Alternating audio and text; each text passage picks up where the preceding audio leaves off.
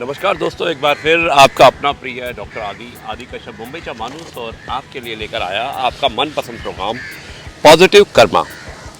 दोस्तों, आज है एपिसोड नंबर 1134 और स्थान मुंबई, सोमवार का दिन। दोस्तों, आपने अक्सर देखा होगा कि जो गलत लोग होते हैं वो आपकी अच्छाइयों से भी नफरत करते हैं और जो सही लोग होते हैं वो आपकी बुराइयों से भी प्यार करते हैं। अगर आपको संबंध को पहचानना है तो आप पहचानिएगा, क्योंकि इसी तरह से संबंधों को पहचाना जाता है। यह है आपका अपना प्रिय डॉक्टर आदि कश्यप मुंबईचा माणूस और आपके लिए लेकर आया आपका मनपसंद प्रोग्राम पॉजिटिव कर्मा। आज एक बहुत ही विशेष डॉक्टर आदि विशेष कुछ अलग हो जाए, उसमें एक बहुत ही विशेष मैं आपको एक सत्य कथा बताने वाला हूँ।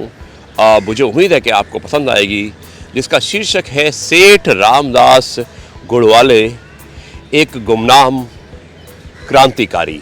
जाइएगा मत, मिलते हैं एक छोटे से ब्रेक के बाद में। दोस्तों, आज एक विशेष कहानी, सच्चाई, और शीर्षक है सेठ रामदास जी गुड़वाले, एक गुमनाम क्रांतिकारी। मुझे उम्मीद है कि आपको पसंद आएगा। दोस्तों, ये कहानी है 1857 के महान क्रांतिकारी सेठ रामदास जी गुड़वाले की, जिन्हें फांसी पर चढ़ाने से पहले अंग्रेजों ने उन पर शिकारी कुत्ते छोड़े, जिन्होंने जीवित ही उनके शरीर को नोच खाया। सेठ रामदास जी गुड़वाला दिल्ली के अरबपति सेठ और बैंकर थे। इनका जन्म दिल्ली में एक अग्रवाल परिवार में हुआ था और इनके परिवार ने दिल्ली में पहली कपड़े की मिल की स्थापना की थी। उनकी अमीरी की कहावत तो ऐसी थी, कहते थे कि रामदास जी गुड़वाले के पास इतना सोना चांदी जवाहरात हैं कि उनकी दीवारों से वो गंगा जी का पानी भी रोक सकते हैं। जब 1857 में मेरठ से आरंभ होकर क्रांति की चिंगारी दिल्ली पहुंची, तो दिल्ली से अंग्रेजों की हार के बाद अनेक रियासतों की भारतीय सेनाओं ने दिल्ली में डेरा डाल दिया। उनके भोजन और वेतन की समस्या पैदा हो गई। रामदास जी यानी कि रामदास जी गुड़वाले बादशाह के गहरे मित्र थे। रामदास जी को बादशाह की यह अवस्था देखी नहीं गई। उन्होंने अपनी करोड़ों की संपत्ति बादशाह के हवाले कर दी और कह दिया कि मातृभूमि की रक्षा होगी तो धन फिर कमा लिया जाएगा। रामदास जी ने केवल धन ही नहीं दिया, सैनिकों को सत्तू, आटा, अनाज, बैलों, ऊंटों और घोड़ों के लिए चारे की व्यवस्था तक की थी। सेठ जी, जिन्होंने अभी तक केवल व्यापार ही किया था, सेना और खुफिया विभाग के संगठन का कार्य भी प्रारंभ कर दिया। उनकी संगठन की शक्ति को देखकर अंग्रेज सेनापति भी हैरान हो गए। सारे उत्तर भारत में उन्होंने जासूसों का जाल बिछा दिया और अनेक सैनिक छावनियों से गुप्त संपर्क किया।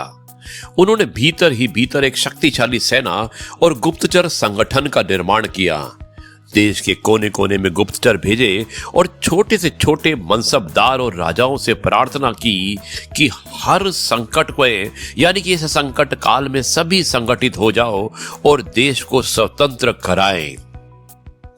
रामदास जी की इस प्रकार की क्रांतिकारी गतिविधियों से अंग्रेज शासन व अधिकारी बहुत परेशान होने लगे। कुछ कारणों से दिल्ली पर अंग्रेजों का पुनः कब्जा होने लगा और एक दिन उन्होंने चांदनी चौक की दुकानों के आगे जगह जगह जहर मिश्रित शराब की बोतलों की पेटियां रखवा दी। अंग्रेज सेना उनसे प्यास बुझाती और वहीं लेट जाती। अंग्रेजों को समझ आ गया कि भारत पे शासन करना है तो रामदास जी का अंत बहुत जरूरी है। सेठ रामदास जी गुड़वाले को धोखे से पकड़ा गया और जिस तरह से मारा गया वो क्रूरता की मिसाल है। पहले उन्हें रस्सियों से खंबे में बांधा गया और फिर उन पर शिकारी कुत्ते छुड़वाए गए। उसके बाद उन्हें उसी अधमरी अवस्था में दिल्ली के चांदनी चौक की कोतवाली के सामने फांसी पर लटका दिया गया। सुप्रसिद्ध इतिहासकार ताराचंद ने अपनी पुस्तक हिस्ट्री ऑफ फ्रीडम मूवमेंट में लिखा है कि सेठ रामदास गुड़वाला उत्तर भारत के सबसे धनी सेठ थे। अंग्रेजों के विचार से उनके पास असंख्य मोती, हीरे और जवाहरात व अकूट संपत्ति थी। सेठ रामदास जैसे अनेकों क्रांतिकारी इतिहास के पन्नों से गुम हो गए हैं। क्या सेठ रामदास जैसे क्रांतिकारियों की शहादत का ऋण हम चुका पाएंगे? जिन कारणों से ये राष्ट्र गुलाम हुआ था, क्या उन कारणों पर हम आजादी के बाद हमने कार्य किया है? दोस्तों, एक सोचने का गंभीर विषय है। मुझे उम्मीद है कि आपको ये कहानी अवश्य पसंद आई होगी, जिसे भेजने वाले थे श्री नारायण तिवारी जी। हमारे एक दोस्त हैं गौरव मिश्रा, जो कि बनारस में रहते हैं, उनके दोस्त हैं शिव नारायण जी, और उन्होंने ये कहानी भेजी थी। मुझे उम्मीद है कि आपको अवश्य पसंद आई होगी। अब मैं इस कार्यक्रम को यहीं पर समाप्त करता हूँ और कल आपसे एक बार फिर मुलाकात होगी। तब तक के लिए कहता हूँ जय गुरु जी, शुक्राना गुरु जी।